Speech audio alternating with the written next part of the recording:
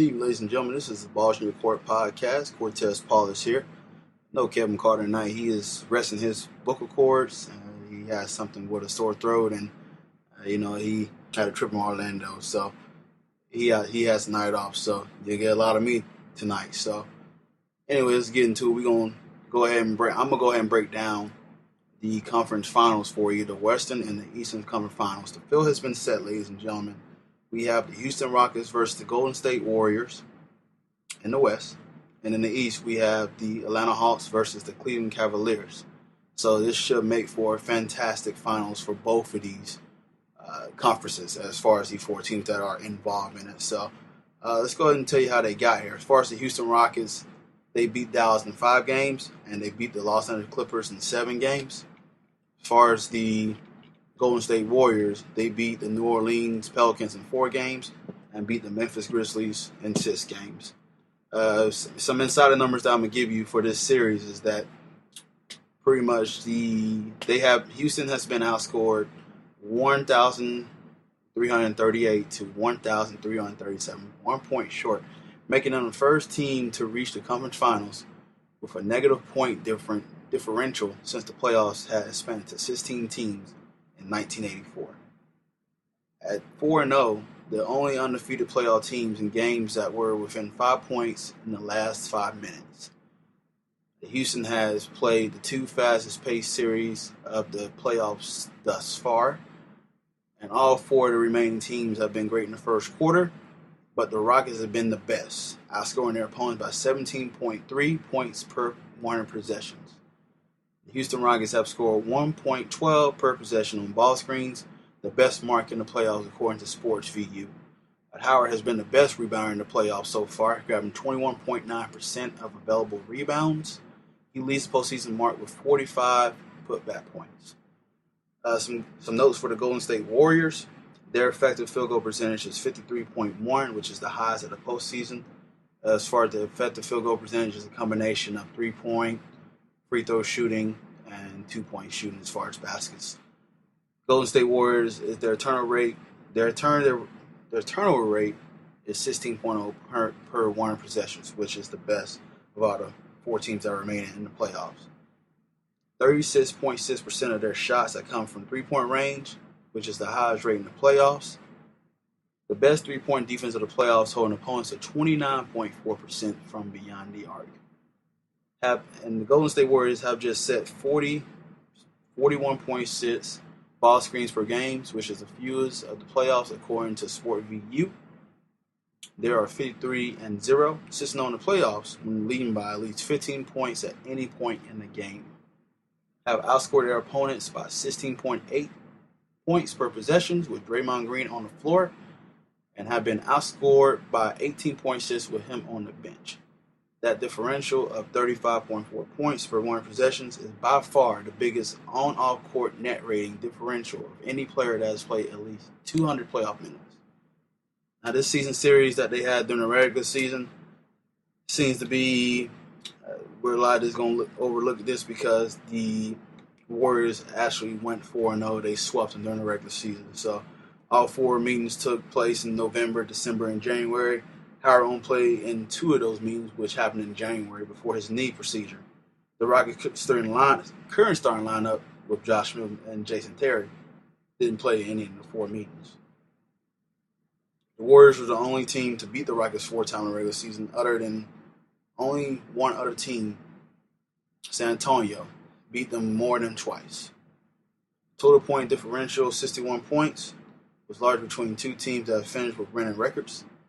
No team shot better against the Rockets than the Warriors. They had an effective field goal percentage of 55.3%.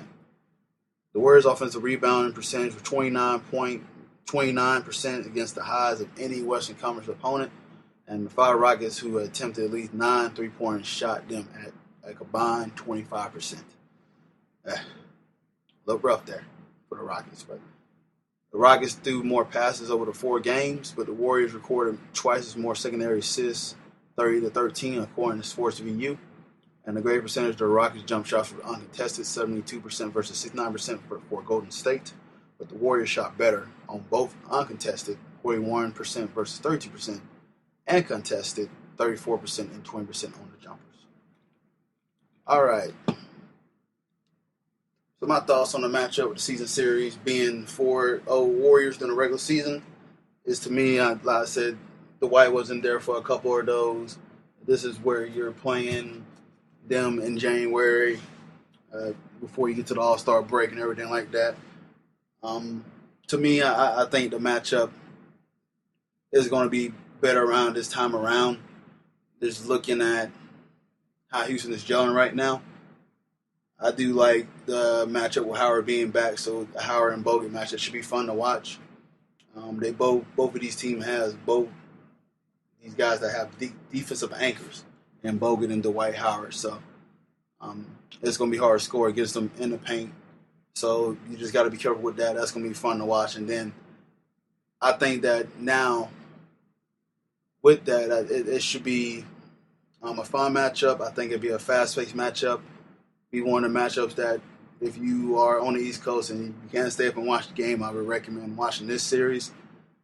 Should be a lot of chess match moving as far as guard play. As far as the forwards, how they're going to do is both of these team benches are pretty solid.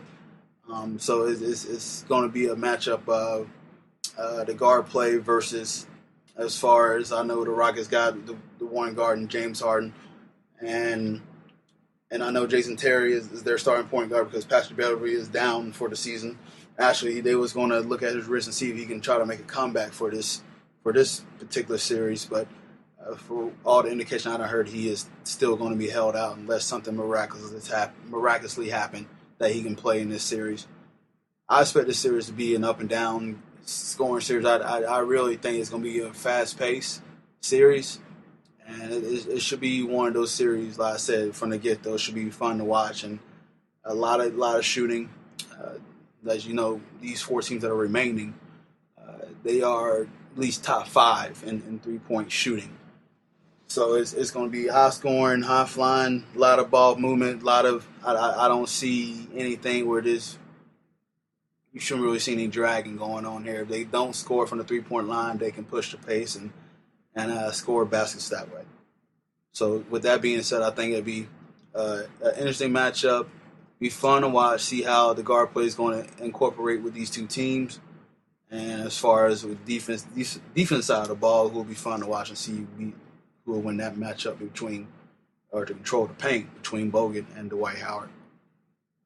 Now, both of these teams had a little bit of adversity being down 2-1, and with Houston being down 3-1.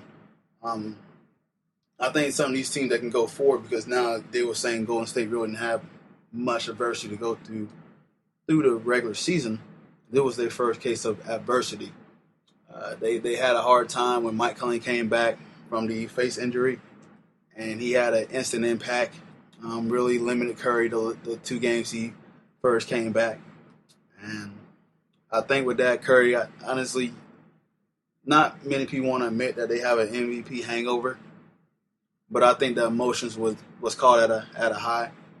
And I think those 2 games that Memphis got ahead and won kind of put him back in his place and realized there's a big role to play. And so, as you saw in the 4th game where Curry went off for 33 points, that the kid is for real. So, but I think it was good for them to experience that because, the further you go, particularly, the competition is going to get better. And for them to kind of experience that now bodes well for Golden State. Houston, on the other hand, too, they was down 3-1, and embarrassingly enough, they lost 2 games without Chris Paul being there. Actually, they lost 1. Sorry, Chris Paul returned in Game 3. So they did get the split at the home at their home court advantage. But when I'm sitting there watching that series, when it was, the Rockets were down 3-1, because initially I had Houston winning this series, but I don't know if it's just I want to give credit to Houston, but at the same time, you just gotta. The Clippers really blew that, but you learn a lot about your team, particularly and how James Harden really took it in well, because that game 6 where they was on the road, they was down 20, and your best player, who happened to be an MVP candidate the whole season, sits on the bench, and Mike Howard and Josh Smith and Trevor Ariza are the ones who's bringing this team back as far as on the other side of the ball. That says a lot about James Harden and his character. I know a lot of people want to bash him a little bit like that, but to say, I really believe that USA, pretty much the USA, the world's basketball, really helped his mentality. Because I don't know how he would have taken that as far as like at least last year or 2 years ago.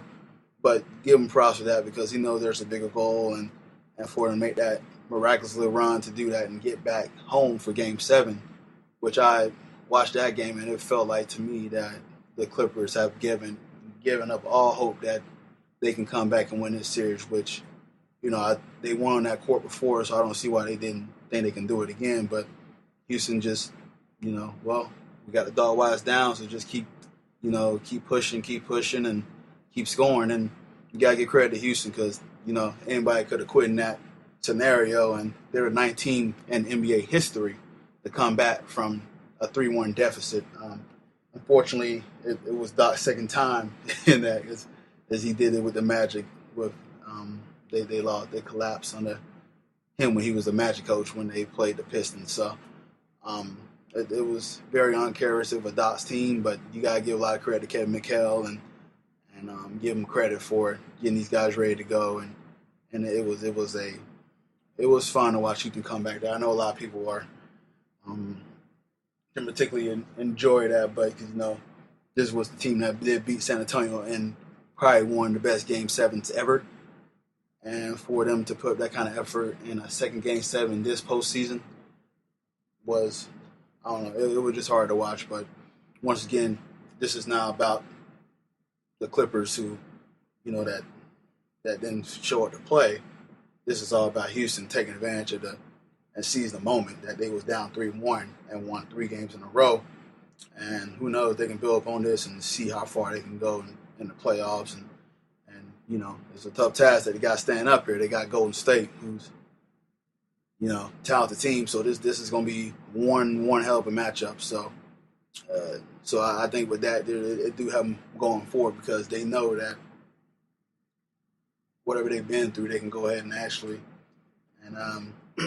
go ahead and use that experience and try to, find a way and fire it out and don't quit. So I know it's generic basketball stuff, but basically it does apply even to the professional level. So, all right, with the MVP matchup, because, Steph Curry won the MVP, James Harden was the runner-up.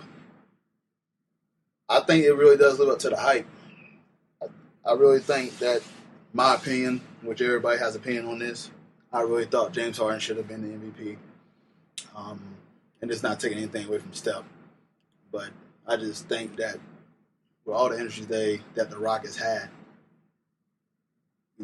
with Howard going down, and also they lost Beverly, Demo went down too. So just a few injuries that they had been battling the whole season. So for him to get this team to the second seed in the Western Conference Final, in the Western Conference, which is, we know the Western Conference is not an easy thing to get there. You really have to, if you're trying to get at least a top 3 seed, you have to win at least about 55 some games.